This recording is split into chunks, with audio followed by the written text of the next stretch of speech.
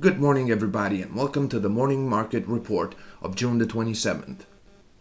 European stock markets are slowly regaining ground after a flash correction registered around 12 a.m. The Frankfurt index gains 0.2%. In Milan, the FTSE MIB is up by 0.1%, while the Eurostoxx 50 is on parity. Italy will work with the European Union to maintain the net debt of 2019 close to 2% of GDP, but it is unlikely to formalize a new programmatic target for 2020 to defuse the infringement procedure. The venue of the confrontation moves to the G20 in Osaka, Japan, where the Italian Premier will see the President of the European Commission, Jean-Claude Juncker. United States and China agreed to try to reach a truce in the trade dispute during the meeting between Donald Trump and Xi Jinping scheduled to be held on the weekend. U.S. President Donald Trump said on Wednesday a trade deal with the Chinese president was possible, but he was prepared to impose tariffs on virtually all Chinese imports if this agreement persisted. On the Iranian and Korean fronts, Trump said yesterday that he had unlimited time to forge an agreement with Tehran.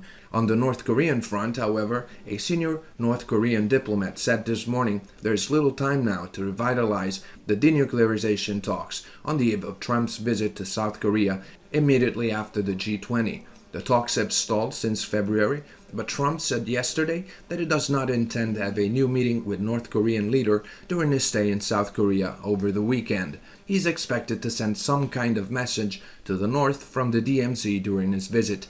Yesterday, the U.S. president also returned to put pressure on the Federal Reserve, accusing Governor Jerome Powell of doing bad work because it does not reduce rates. The markets are convinced that the U.S. Central Bank will cut the cost of money at the next meeting in July, but they value at 100% a reduction of 25 basis points and at 22% the possibility of a 50-point cut. In Japan, the deputy governor of the central bank said that the risks of an economic slowdown due to trade tensions between the U.S. and China are increasing, reinforcing the expectations of new stimulus measures by the central bank. Meanwhile, according to data released last night, Japanese retail sales rose by 1.2% in May compared to the previous year, matching the analysts' forecasts. The series of today's data from the Eurozone and from the United States will be used to verify the state of the global economy and to consolidate or not the expectations of a loosening in the monetary policies of the ECB and of the Federal Reserve.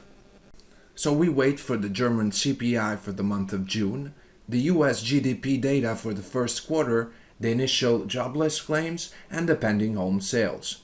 That's all for today's macroeconomic report. Thank you for your attention. Good day and good trading from MQL Suite.